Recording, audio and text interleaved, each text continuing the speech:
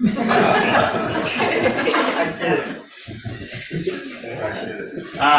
a good reason to. Yeah. I've been pretty disappointed in myself all day. Once again, I forgot to go to the gym. It's 5 years in a row now.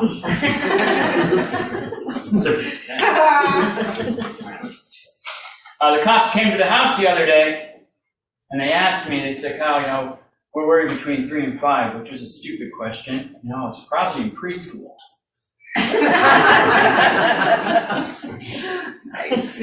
Speaking of police, I don't know if you guys saw the news recently, but the city did something pretty cool. They made a local skunk an honorary police officer.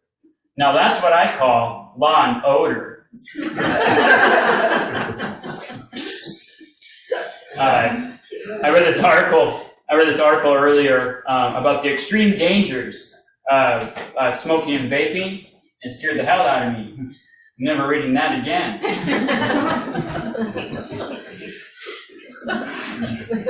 Did you know that all garden gnomes have red hats? It's a little gnome fact. Tesla came out with a brand new air freshener. Smells pretty good. Elon Musk. Speaking of skunks. Do you know why scuba divers fall backwards when they go into the water? Well, if they go forwards, they're still in the boat.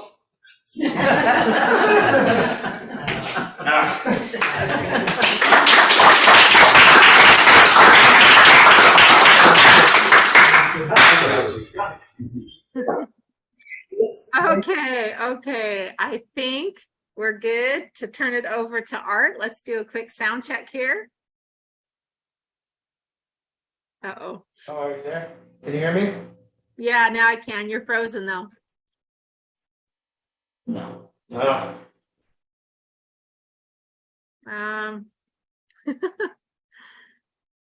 Oh man. Sorry guys. We're really going through it here. Yeah. It's unbelievable. We've been dealing with this for over a month. I tell you what, we keep buying the next greatest equipment, and we're worse than we were when we started, I think. How's that, Ange? Can you hear me? Yeah, we can hear you. But I'm frozen again. Yeah.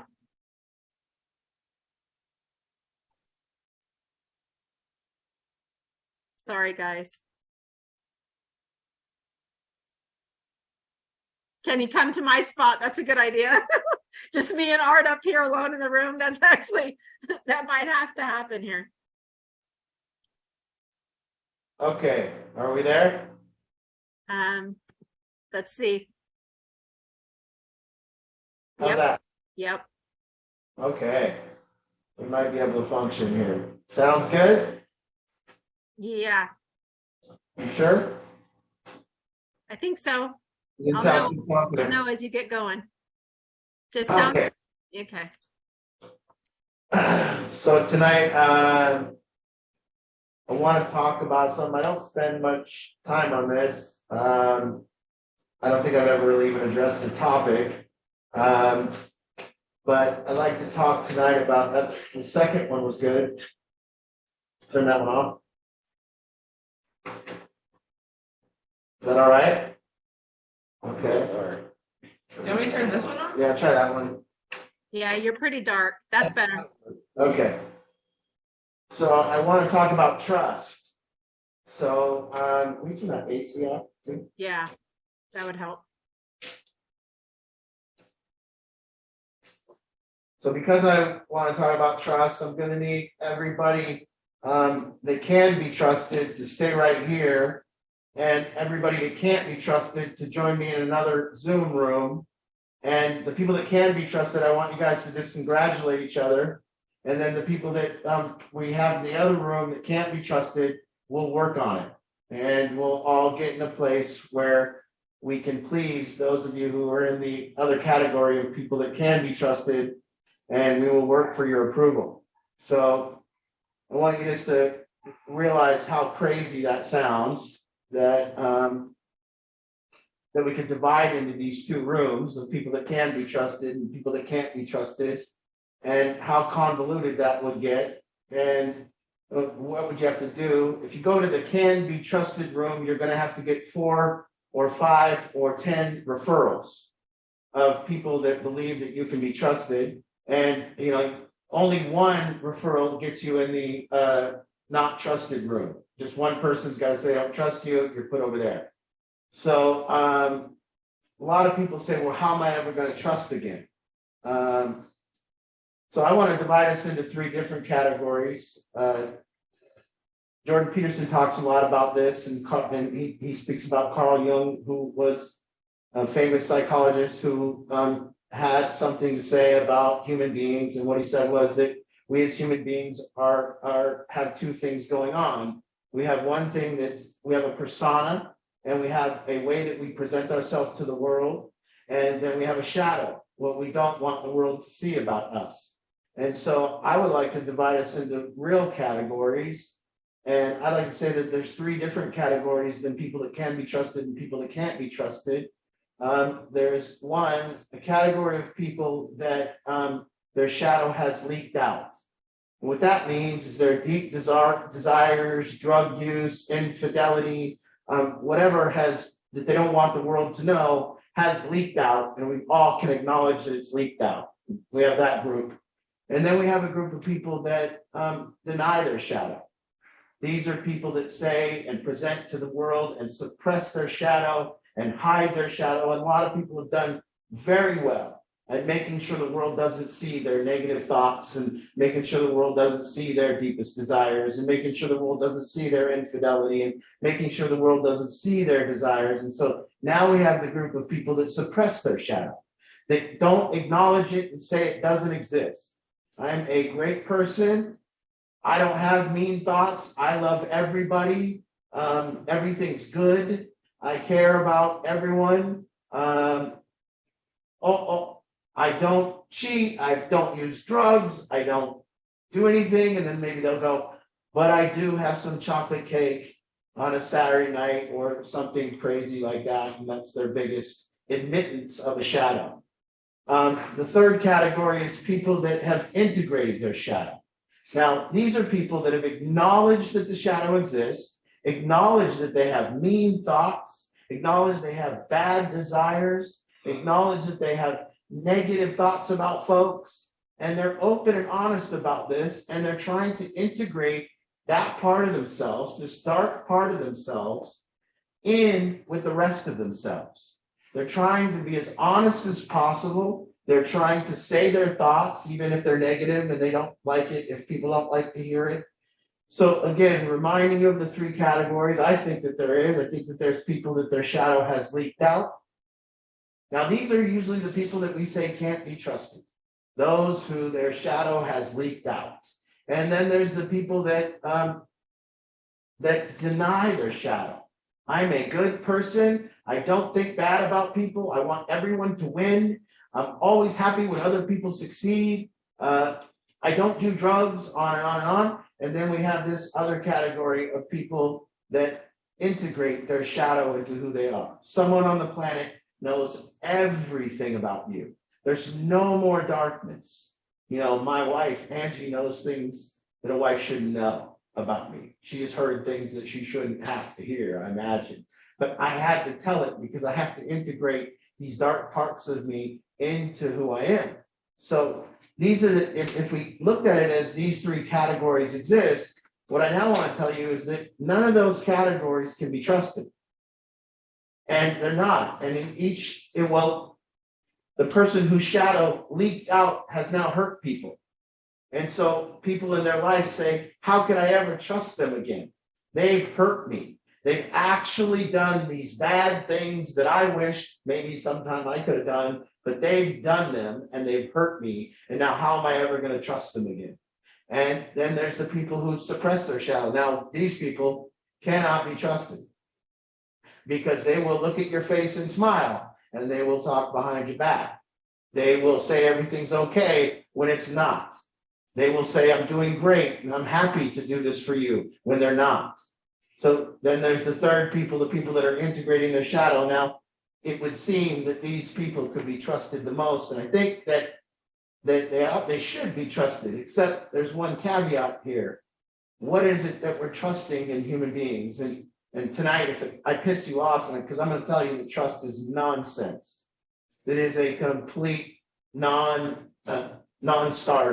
It doesn't exist. And for those of you that want trust to exist, you're a lunatic.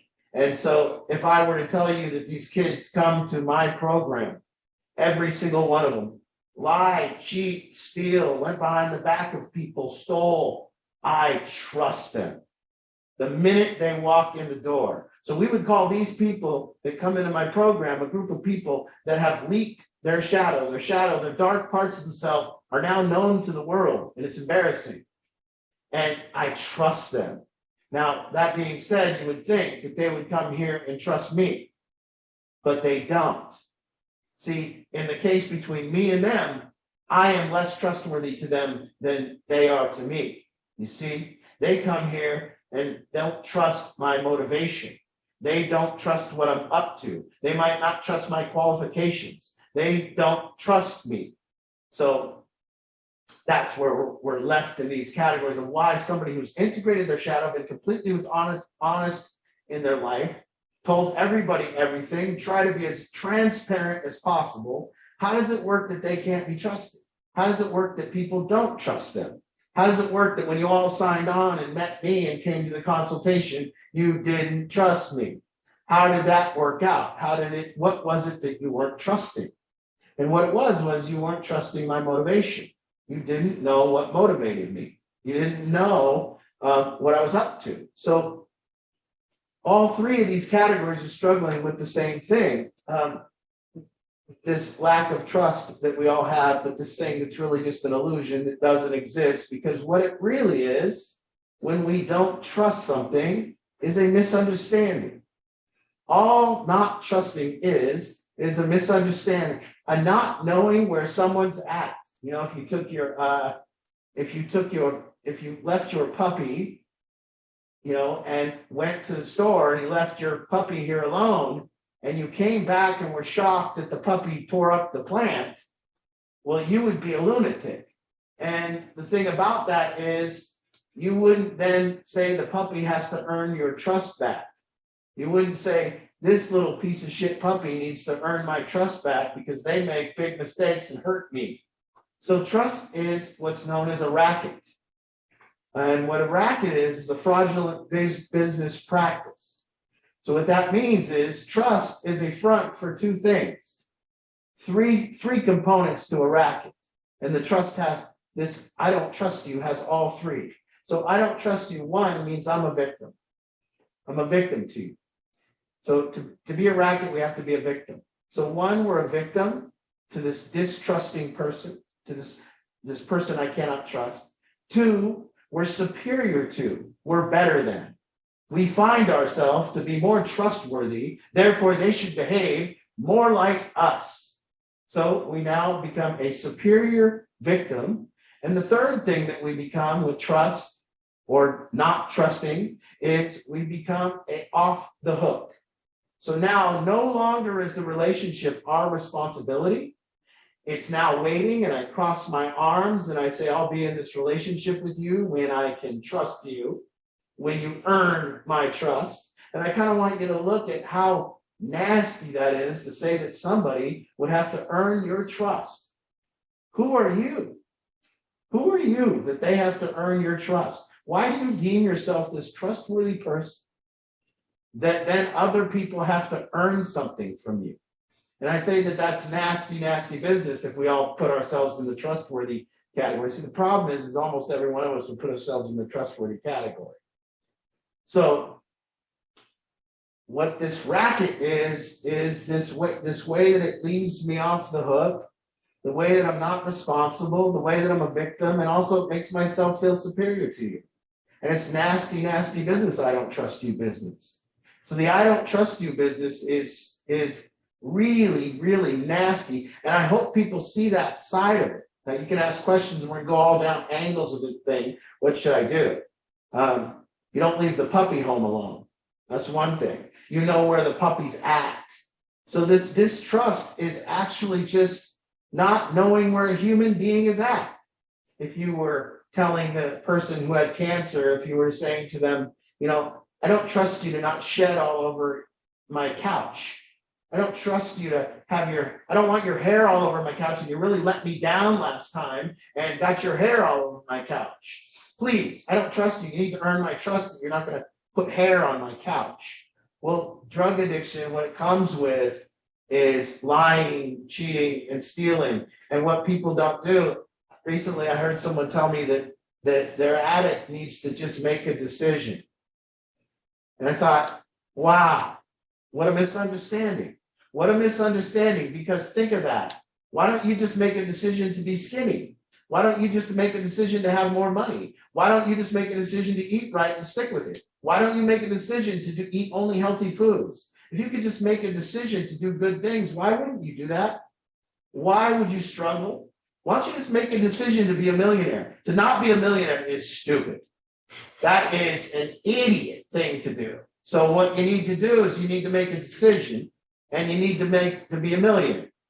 But that's not how it works, is it? Just like when you struggle with something, you struggle with it. And it's not how it works that we make a decision. It doesn't go like that. And so it's a total, and now this person doesn't trust the other person because what are they doing? One, they haven't located where the person's at. They don't know what the person's going through.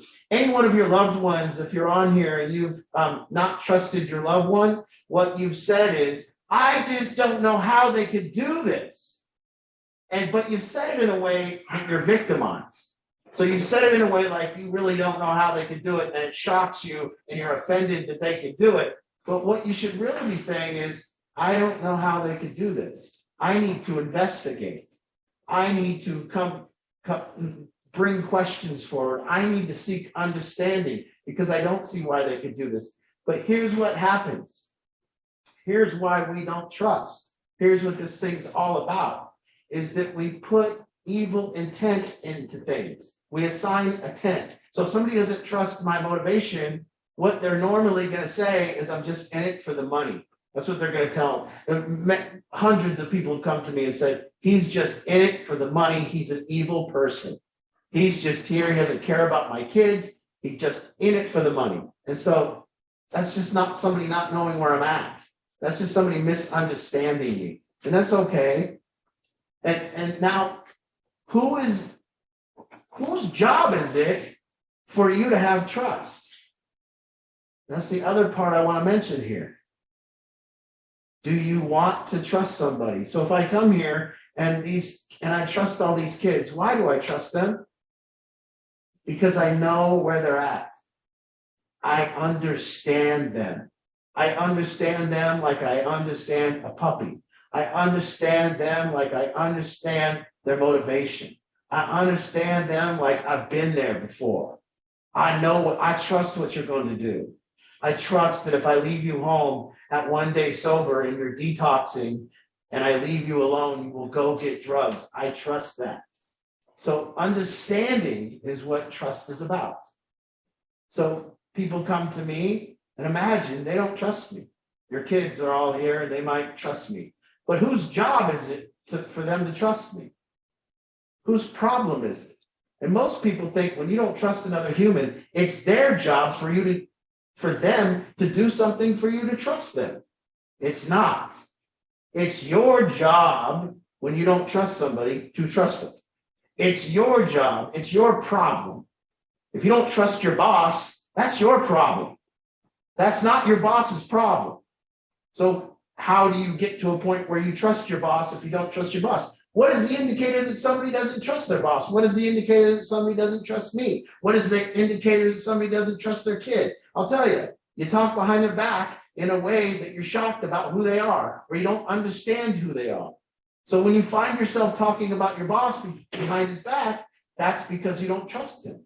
That's because you don't understand him. That's because you don't feel safe. Now, whose job is it to change that? Your boss, who's probably got 100 people who do trust him, and then there's you who doesn't. Just like the kids. Is it their job? Is it my job to behave in a different manner so that they can trust me? What would I do? What would I do? I've told you everything. I've laid everything out. I'm as transparent as possible, and they don't trust me. Whose problem is that? Now, everyone in the treatment world will say, well, Art, you've got to gain their trust. You've got to make them think they care about you.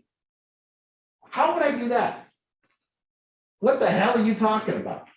So what somebody that feels like they got to gain the trust of a client does is they get next to them and they start being very, very compassionate, overly compassionate and overly kind. And they start, I love you. And I want you to know, I just met you yesterday, but I love you. And they do all these things to try to gain the client's trust. The clients need me they need to trust me. Otherwise they won't succeed. They need to trust who they're following. Otherwise they won't succeed. So whose problem is it if they don't trust me? Mine or theirs? And whose problem is it if you don't trust your kid? Whose problem is that? If you sit home and you don't know what they're going to do next and you don't understand what they're going to do next, whose problem is it? It ain't theirs. They are going to be fine. We're doing what they're doing. The other thing is this release of the shadow. The shadow coming out. These desires, these wants, these behaviors that we call that are mistakes that we do. If somebody here, if one of these kids steals my wallet and goes and gets high, it has nothing to do with me. They did not do it to hurt me. They did not do it as a personal attack. Here's why they did it, and I understand. Because I've been there and I've stole my dad's wallet and I've stole my dad's stuff and I've been there. Why they do it is because their hair's on fire and they need an extinguisher. And what would you do if your hair was on fire and you need an extinguisher? So I don't need to trust anyone. I don't need, it's a complete falsehood anyways. And imagine if your kids showed up and I go, guys, over here is the people I trust. You're new. Now your job is to gain my trust. I will not help you. You need to gain my trust. You need to sit here and show me how you're trustworthy on day one. And you need to gain my, how arrogant would that be? To tell some other human that they need to gain my trust. Very, very arrogant. So this understanding that we couldn't divide into two communities and go, I'm going to go over here because I'm part of the trustworthy, and I'm going to go over here because I'm not. I don't know what group I would go to. Sometimes I don't look very trustworthy to people. They think I'm about the money. I don't know what to do about that. I don't know what to say other than I live with the addicts. I dedicate my life. I spend every waking moment doing this. I don't know what to tell you. And so, but does that mean that people are going to trust me? No. So even if they ask me to earn their trust, how would I do it? There's no mechanism. So I say trust is a racket. Trust is a superiority to play, followed by victimization. And trust lets you off the hook. If you don't trust somebody, well, what do you have to do? Your whole life, when you didn't trust somebody, what did you have to do? They needed to improve. You didn't. There's no work for you to improve the relationship. You didn't have to seek understanding. They're bad. They're an evil person, and you can't figure out why they're so evil. And then the people that suppress their shadow, now these people scare me the most. If you tell me you love everyone and you care about everyone and you're kind to everyone, and I say you're a fraud. I say that's not how you feel, and how you feel is not coming out to the world, and you're hiding that. And if you're not honest with your shadow, then also I find that very scary to be around, because I don't know how much you're going to talk behind my back. So I trust the addicts whose shadows have leaked out more than I trust people that tell me they don't have a shadow, people that tell me they are people that are suppressing all their anger, suppressing all their resentments, suppressing all their sexual desires, suppressing all that stuff. I don't trust you because I know you're human and I know you have it. So now, and that's a racket that I am playing. And you have to understand that that doesn't matter that I don't trust them. What I do need to do, but I do. You see, when I say I don't trust you, that's just a phrase. But the reality is, I know people who have suppressed their shadow, and I know exactly where they're at, and I understand them.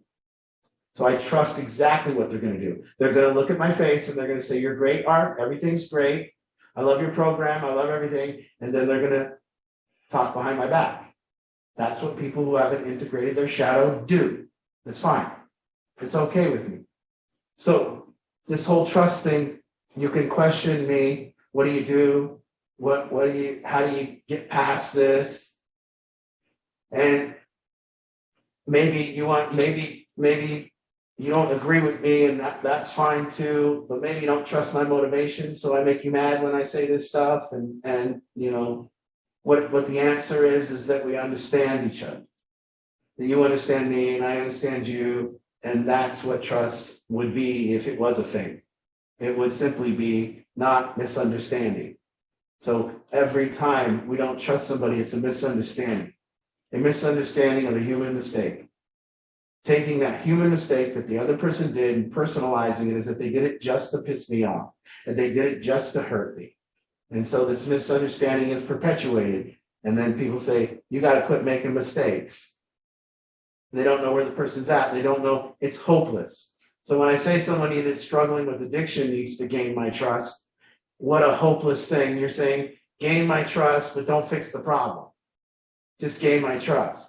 They will never be a person that you can understand if you don't understand them, and they will never be a person that doesn't make mistakes if they're not treated. So a lot of parents have this hopelessness towards trust, rather than, hey, I need to understand my kid where they're at right now, and then I can know, just like I understand where the puppy's at. Now, when I leave Barkley home alone, I don't really expect that from him, but I do from the puppies. And I expect if I leave this house alone for a while, I know what will happen eventually. So now, please tell me what you don't, how have you been weaponizing trust? How have you, do you know that it's an indicator when you talk behind somebody's back that you don't trust them? That you're trying to feel safe and you're trying to figure out with other people if you should trust them, or if the other person's motivation is too bad for you to trust them. So when we talk about people, we are talking about their motivation, and we do it behind their back, and we do it in a way that we're trying to figure out with another person if we should trust that person. So trust is a racket.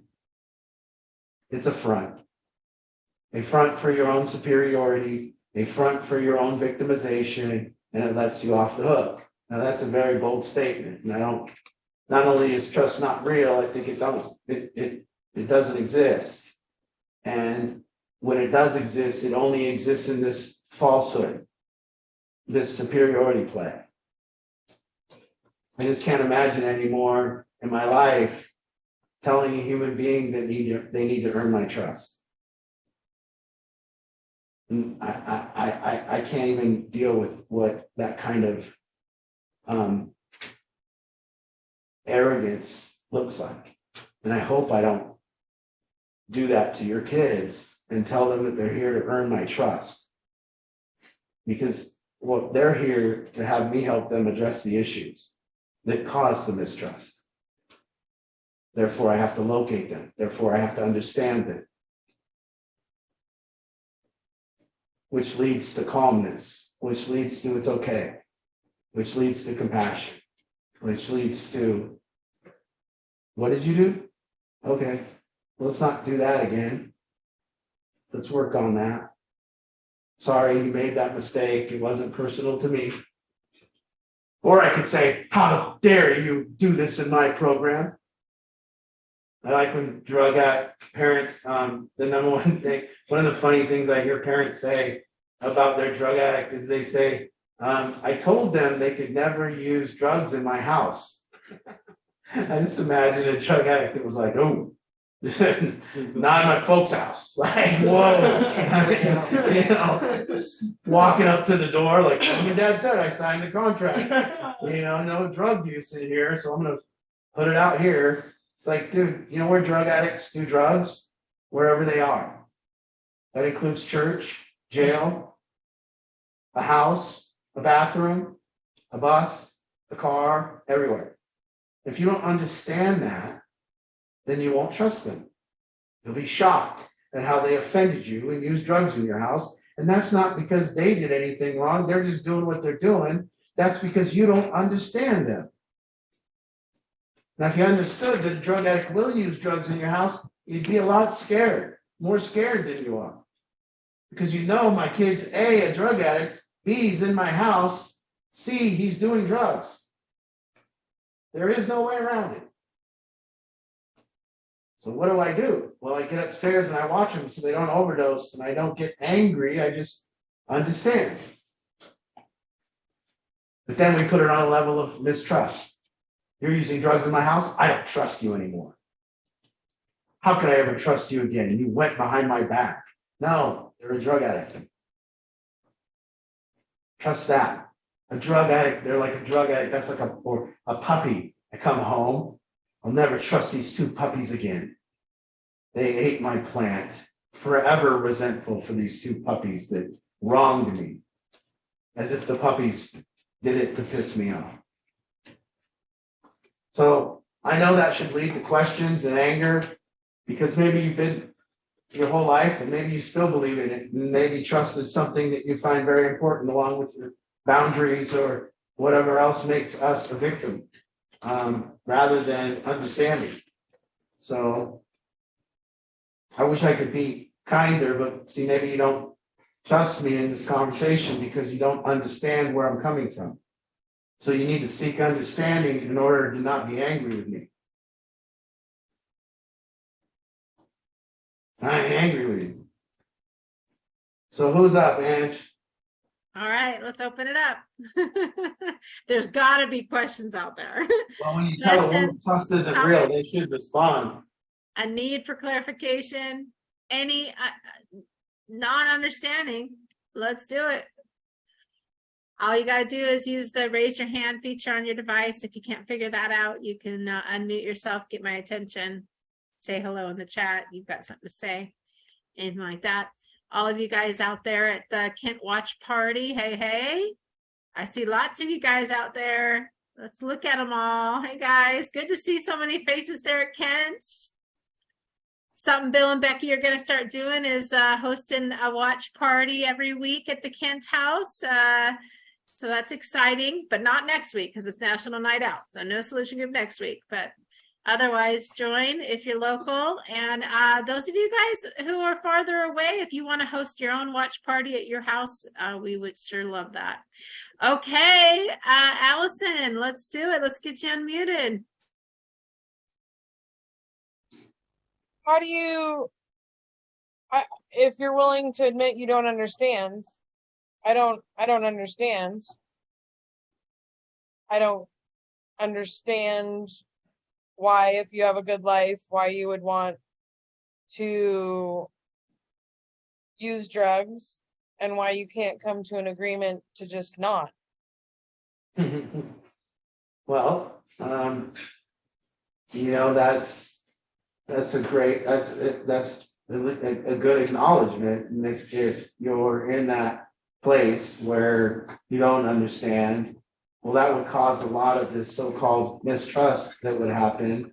And the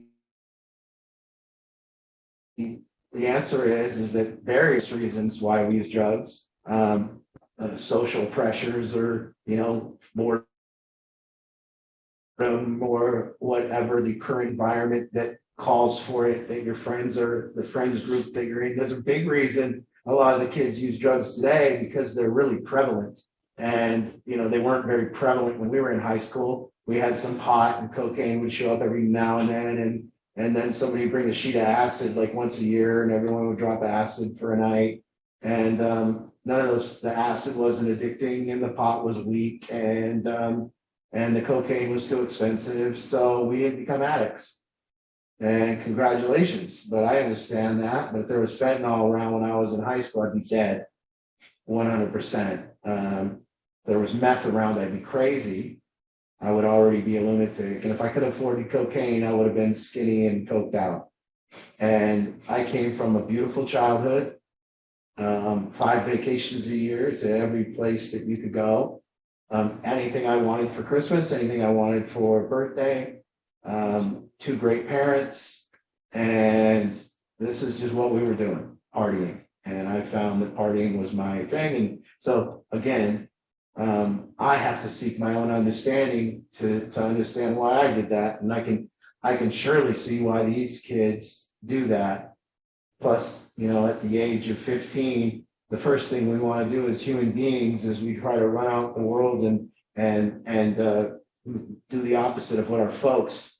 We want to go find what we need in the world. We don't want our folks to bother us. And so we run out there in the world at 15 and we do whatever the world has to offer.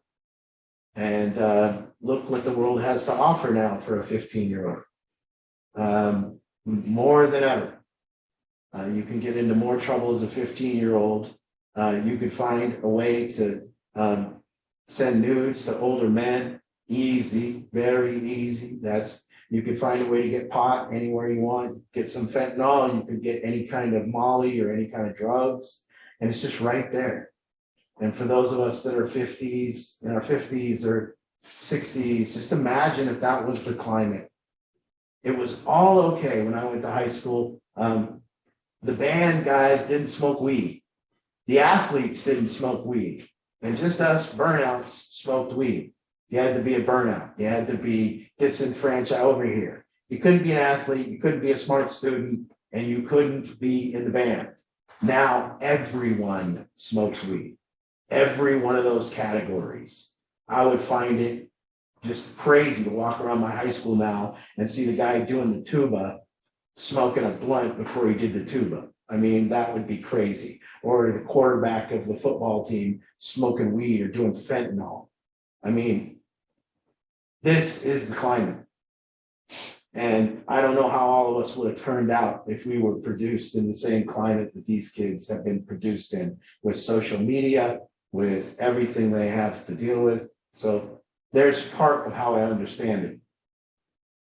But I'll seek more understanding as I go. But that's how I understand the youngster that walks into my program. But how, if the other person isn't willing to share with you as to why or investigate why they've gone down this road for whatever reason? I know why I didn't. I was scared. Mm-hmm. I had friends that did drugs and I was scared. I didn't want to disappoint my parents. And there was that boundary that I had where I innately wanted the approval of my parents and it was important to me. And it got me to the point where I was mature enough that I wasn't going to make those decisions. I think if you can get to the point where you're 25, 27, where your brain is more matured, I think you're much less likely to make those high risk decisions. Well, let's you know what the origin of both arrogance and the origin of arrogance and anger is? The origin of anger and arrogance is choice. We assume that people are making choices, and we are arrogant when our choices are good. We like to talk about our good choices, and like for instance,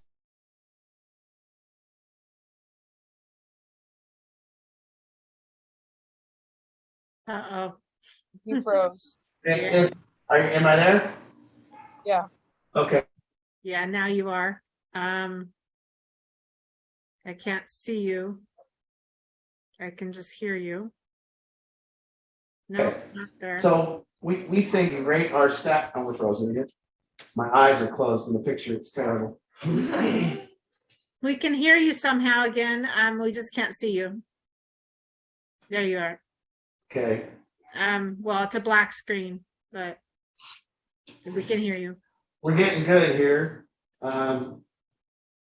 This topic is getting there.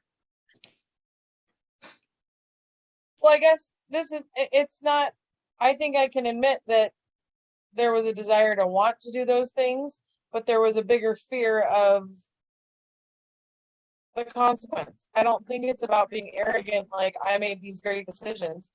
I think there was some fear as to what the end goal might have been had I made the different decision. So the fear was bigger than the decision. And I just don't understand why the fear isn't bigger than the decision. Okay, so again, when somebody is angry at the homeless, why is that? I can't, no. We can't hear you, Drew, for some reason. We could hear Allison, but not Drew. I'll jump in on that. I mean, being from Gig Harbor, I hate panhandlers, and I hate the dirt and dismay it causes to our beautiful cities. Yeah, but there's an assumption that that person is choosing that lifestyle. Oh, turn it again to you now, Allison. Oh, I assume that they're mentally ill, because I don't think anyone would, in their right mind, choose that decision. Okay, so why would anybody have any anger towards it? See, the anger is a derivative of choice. When I think people are making personal choices that hurt me, when I think people are making choices that hurt, that's the derivative of anger and the derivative of arrogance. And it's not arrogance. Notice we have an ability to talk about people that make worse decisions than us. We're pretty good at that. We can spot people that make better decisions than us or worse decisions than us, and we can say, why do they do that? Why do they make those dumb decisions? And we are very poor at looking up and saying, what about the people above me that make better decisions than me? Why don't I talk about that? But I don't think that's true, Art, because I think both Drew and I, we want to be around people who offer more to us. I mean, Becky and Bill are a great example of that. Yeah. They were older than me. They were a great example. So why don't you have $10 million? Shut up. Yeah, we have 4 kids. I don't know.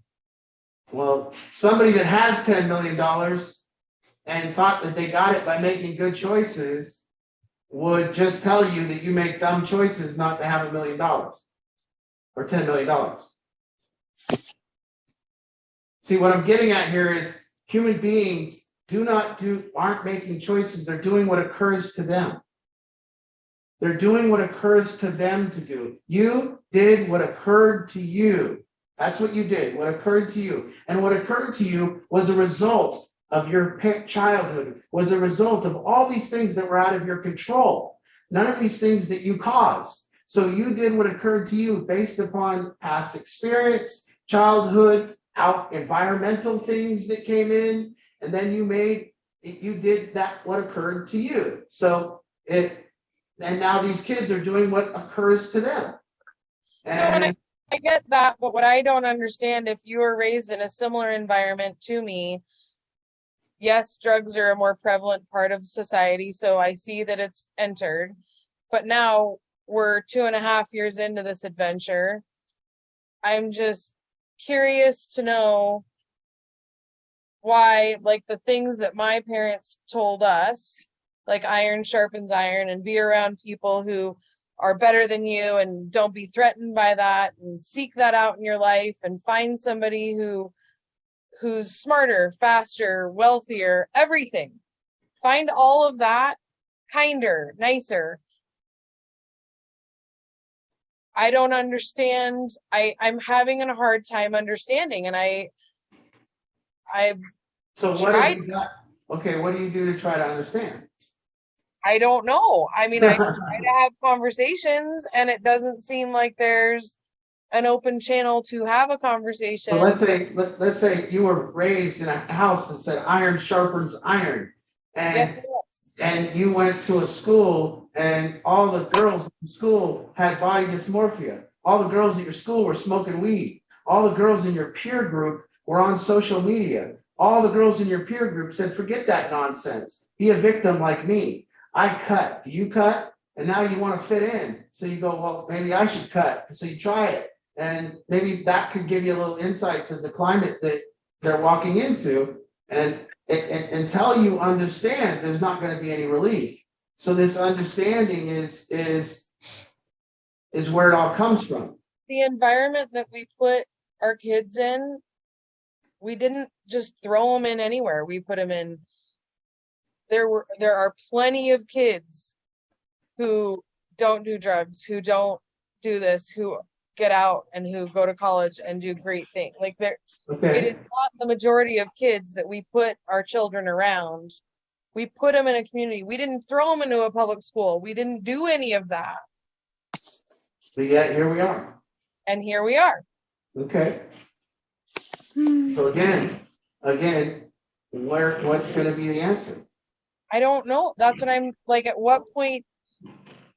Well, you come and you listen to this guy on Solution Group, and he says you don't trust your daughter, and I say you don't understand your daughter, and I don't understand her. It's not about, I'm saying that not understanding your daughter is not something that you're really talking about right now. What you're explaining is why she shouldn't be the way she is. You're not telling me why she should be the way she is. You're telling me why she shouldn't be the way she is. no, what I'm saying is I can't understand someone when there is no explanation. If somebody would come to me and say, there is no explanation, Mom, I just did it because I wanted to do it. Okay, well, that would be, but there's no communication. So again, as I started here, the way out for this family, way out for this mother is when she comes to a place where she can locate her daughter. At this point, she's having a time locating her. She doesn't know where she's at. And only when we locate someone can we help them. Well, and I think as parents, you have an idea of who your child is. And this is something that no one can understand until they're a parent, that you have this child and you, especially as a mom, because I don't know what it's like for a dad, but as a mom, you worry about everything they eat. I mean, do you feed them corn first or squash or green beans? I mean, it is intense.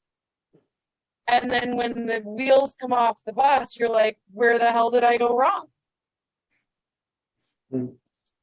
Okay, is my camera still off, by the way? Yep. How do we work on that in the meantime? Okay.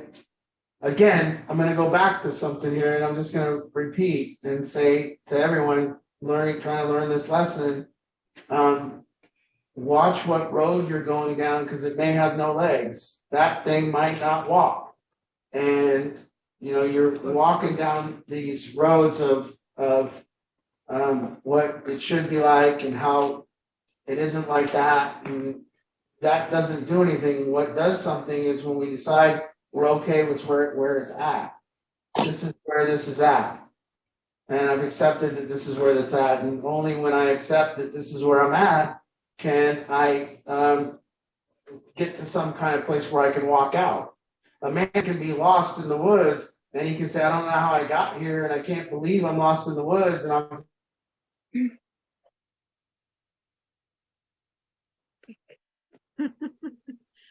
Oh, boy. we should be back now. Yeah. So a man says, can Can you you guys do hear all me? that and still have healthy boundaries? Can what? Can you do all that and still have healthy boundaries? Because here's what I can handle and here's what I can't. And I don't want like chaos. You're frozen. I am. I can know Art is. I can hear him talking downstairs, but he's frozen for us.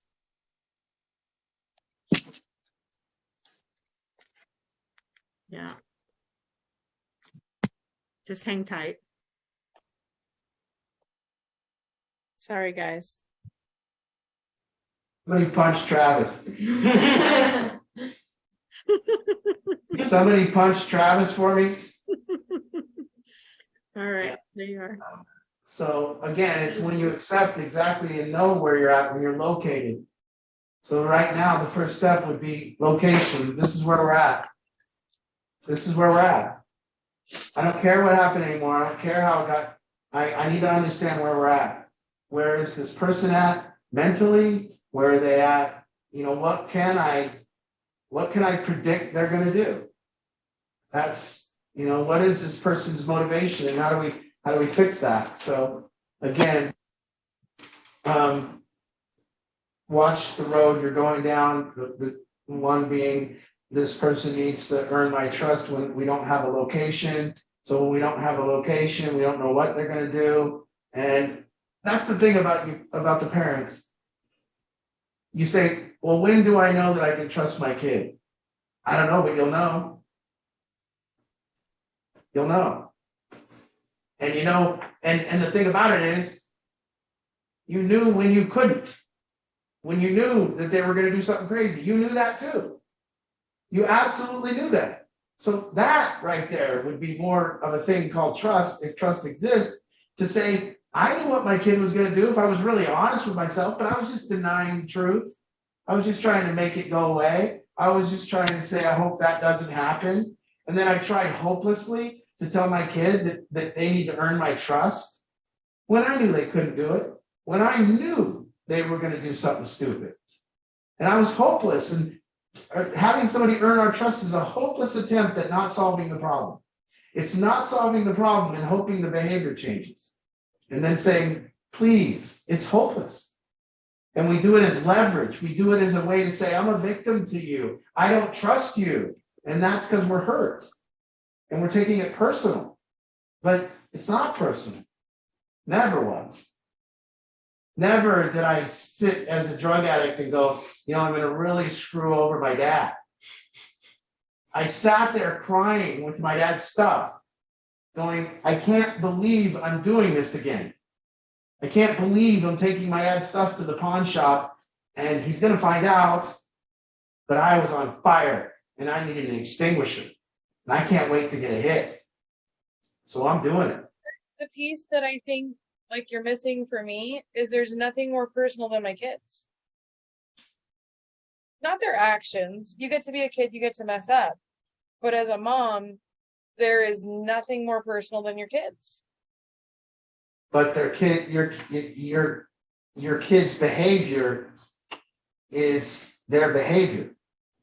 The behavior you can separate because they're a child and they're learning and they're figuring things out. But like, at what point is there some accountability that there's now an open dialogue that say I talk behind your back and you catch me and you call me out on it. Now I have to be accountable. Did I do that? No, listen, now you would have to start exploring your shadow. Now, you wouldn't have to be accountable to me. If you talk behind my back, you're going to do it again. I don't think you're going to stop. If you're a person who's insecure and unsure about me when you face me, and you feel the power of me and you're unsure, and then you need to go talk about me behind my back to somebody to try to get sure whether I'm criminal or not, or whether I'm evil or not, and you're unsafe, so you run something on me, you're just going to do that again. It's only when a person begins to work on their insecurities that they will stop talking behind people's back. So the insecurities and the safety. So if at what point when will this behavior stop?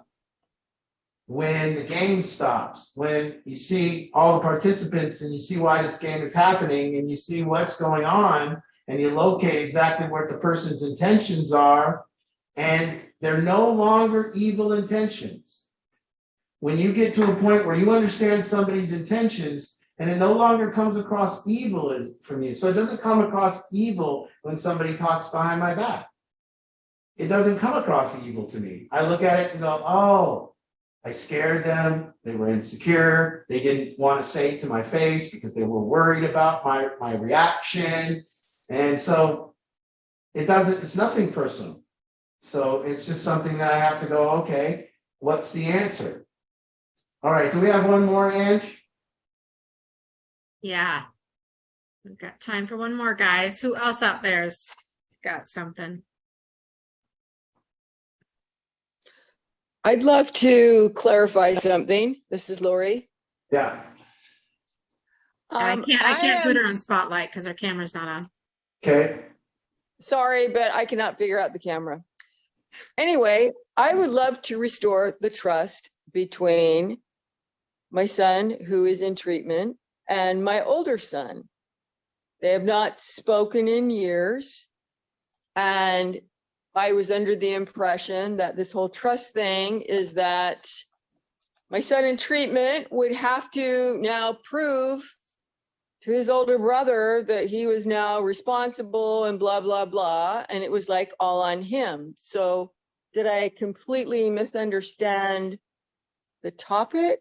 Well, no, look at the arrogance of that. So what you're suggesting is that his brother, that Nick's brother, is he a perfectly trustworthy human being that's perfect, that now will deem when Nick is okay for him to be in a relationship with, and at some point he will anoint Nick as trustworthy, and then everything's going to be okay after Nick. That's the question. Yeah, well, that's What's what's it gonna take? that's Because, the whole you know, topic. It's my gonna older take. son has been burned by Nick, and yeah, So this is a great example. So I need you to see all the components here. Your older son is a victim to Nick, while simultaneously being superior to Nick. exactly. Well, the third component is he feels no responsibility in any of it.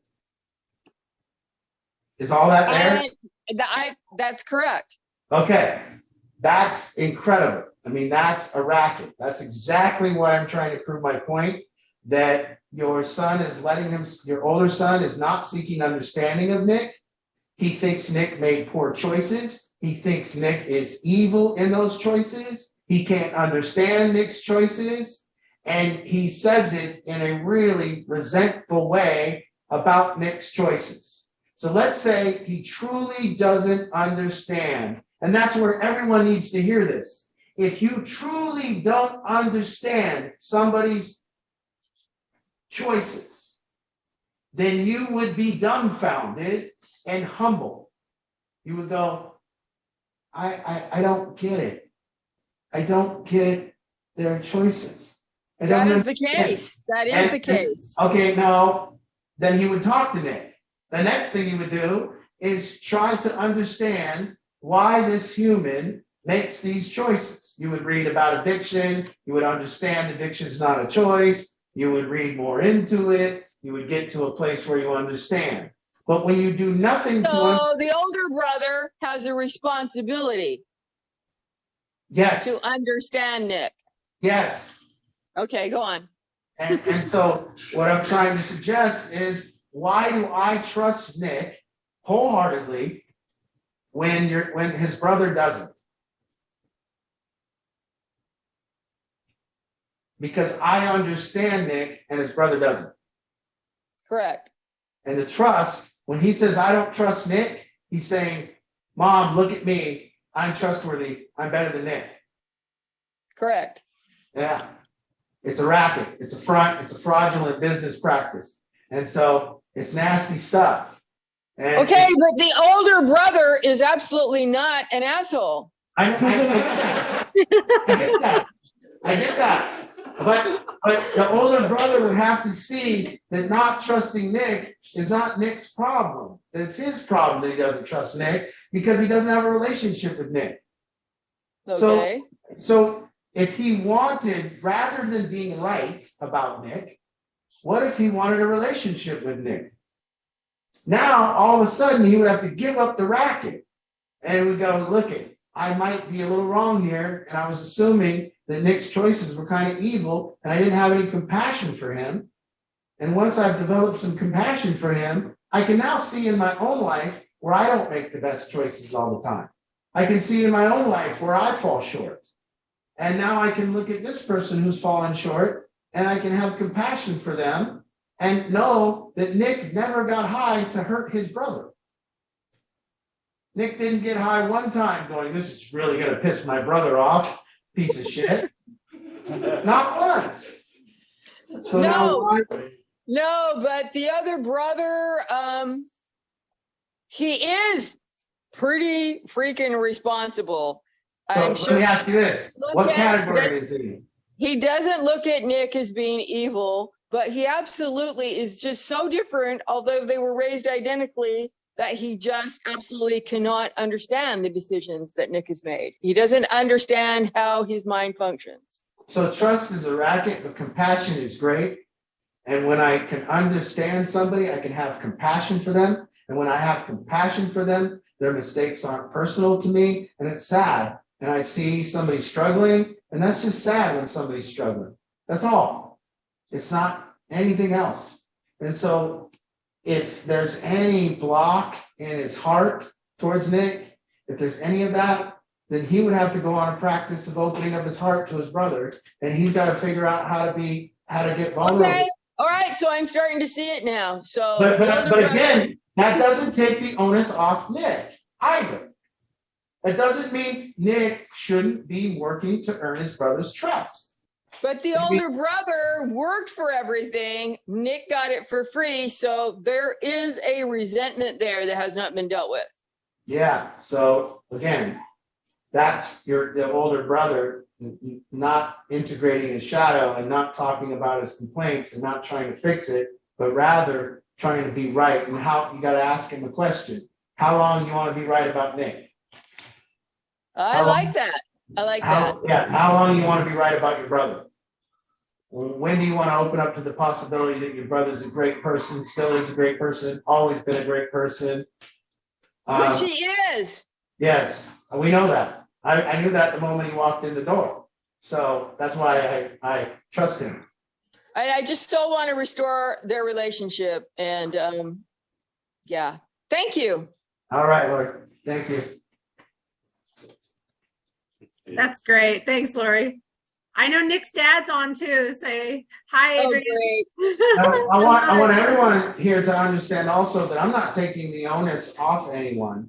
I'm not saying that it's not young Kate's job to win her family back over and make them feel safe. I'm not saying it's not every client's here job, guys. I'm not saying it's not every client's here and every client at Kent. I'm not saying it's not your duty to prove yourself and to keep your word and stop lying and stop cheating and stop doing those things. I'm not saying that in the least bit. You of course need to do that. I'm just saying trust is a racket. I'm just saying it's just a victimization position. When you don't trust somebody, you're a victim. How long do you want to be a victim to the person? How long do you want to be right? How long do you want to be not responsible for the relationship?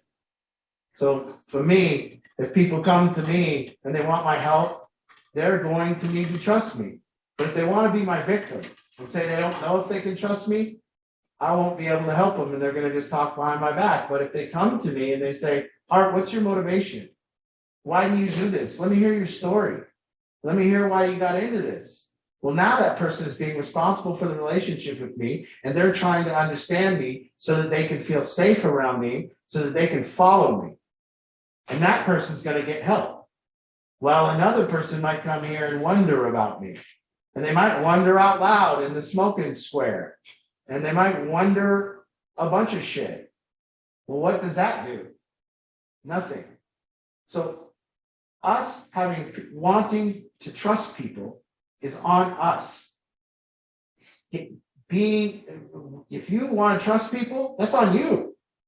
That's on you. The only way you're going to trust people is to understand their motivation. So if you're not asking inquisitive questions, if you're not knowing their situation, if you're not like really grasping it, and no longer do we say, I can't believe they made that choice. We get to a place where we go, they made that choice. Now I need to see why. Now I'll figure out why they made that choice. And I'll really try. I'll really try because I want to release myself of this anger. I want to release myself of these resentments. I want to feel free around my loved one. I want to feel safe around my loved one. So this is what I'm going to do. I'm going to work on my knowledge of them. I'm going to work on locating them. I'm going to work on trying to find out where they're at so I can walk out of the woods with them. And I'm not going to complain that they're lost in the woods. It's like, I gave them, a parent might be saying, I gave them a compass. I gave them a water bottle. I gave them some provisions. I gave them the right boots. Why is this idiot lost in the woods? I'm sorry, but they are. They're lost in the woods. And the question just remains, am I going to be mad about that and not trust them for getting lost in the woods? Or am I going to go in those woods and stand beside my loved one and walk them out? with accountable love. This is what we're doing now. Come on. That's what's happening here. I hope you guys know that that's what's happening here. And although I know these clients don't always trust me, it's still my duty to try to make them feel safe. It's my duty to try to get them to trust me. And it's their duty also to try to trust me. It's all of our duty. Unless trust is just a racket for you. Unless it lets you off the hook and you can just say, I don't trust people and they're bad. And why do they do that? I don't trust them. And I'm better than them and I'm trustworthy. And why aren't they trustworthy? And it's just a racket. It's just a front. But when you really get to a place where you say, I want to trust my loved one, well, then the onus is all on you and it's no longer a racket. Because I'm not letting myself off the hook and I'm not being superior. I'm striving towards a connected relationship that has a bond, that has safety. So this was designed to help. If anyone takes it, if you take it wrong or personal, I say wrong because I'm not trying to mean anything about you. I'm not trying to demonize anyone. I'm just trying to point out a distinction that trust is a racket. And if anyone says they don't trust their boss, it ain't the boss's duty to get them to trust them. And if anyone says they don't trust their parents, it ain't your parents' duty to act in a different manner so you trust them. Something's wrong. You need to trust them. Or leave. Get the hell away. Never go back. That could be another alternative. But you don't run a racket. You don't say, this person needs to gain my trust and act with arrogance and nothing, because we don't understand what people are going through. We don't understand what occurs to one human doesn't occur to the other. We still don't understand why all these families that are on here have one kid that's doing good and one kid that's doing poor, and they raised them the exact same. Why is that? When I came into recovery, my mother said that she used to tell people, my sisters, every time she explained the story, oh, there's Art, he's struggling, he's unemployed, he lives at our house, he's struggling with addiction. But I have two other siblings that I have my older daughters, they're doing great. And she always had to put that in there. And then I told my mom, because my mom explained the story in my early recovery, she was talking to somebody and she was saying, I'm doing okay. And I went to my mother and I said, how do you know how I'm doing, Mom? I said, you don't know where I'm at. I said, 17 years of addiction. What do you think it taught me? Where do you think I'm going? Maybe I'm ahead of my sisters. Maybe I'm not behind. Maybe I've got an education that they can't take away from me.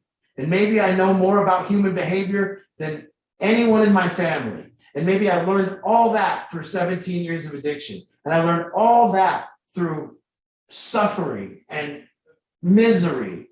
And I put myself through that. And that's what came out. So was I ahead of my sisters or was I behind?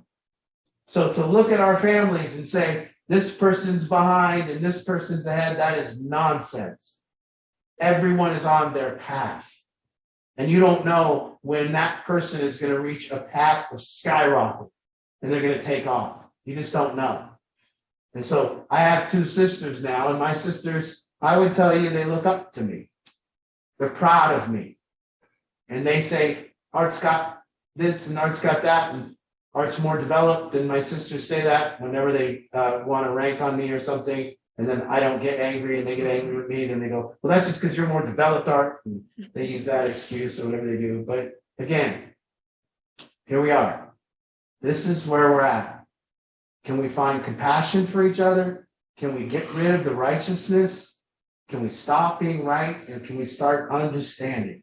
Can we stop being a victim to each other? Start becoming responsible for these relationships? Connect. The way out when I don't trust somebody is to share my thoughts and get their response. So when I don't trust them, what I do, if I don't trust my boss or I don't trust somebody, I put all these evil intent on them and I put all this mean intent and I say, they're a bad person. And then when I ask somebody some questions, I see their intent and it shows up and it's like, oh, that's why you did that. That makes a lot of sense. I was thinking you were a piece of shit. So that's just how we do it. Piece of shit, piece of shit, piece of shit, piece of shit, piece of shit. until the humanity shows up and we actually know someone. And we see that they're just a human being doing what occurs to them on their path, and we don't know if they're ahead or behind. We don't know where anyone's at. So again, I don't know if I'm ahead of people or behind people, but I'm on my path. So I hope if you need a text after this is maybe one of them where you're like, I don't know, but go ahead and we'll see you in 2 weeks. And I appreciate all the questions and the discussion. Helps me out. So thank you guys. Good night, everybody. Good night. Good night. Have a good week. Good stuff.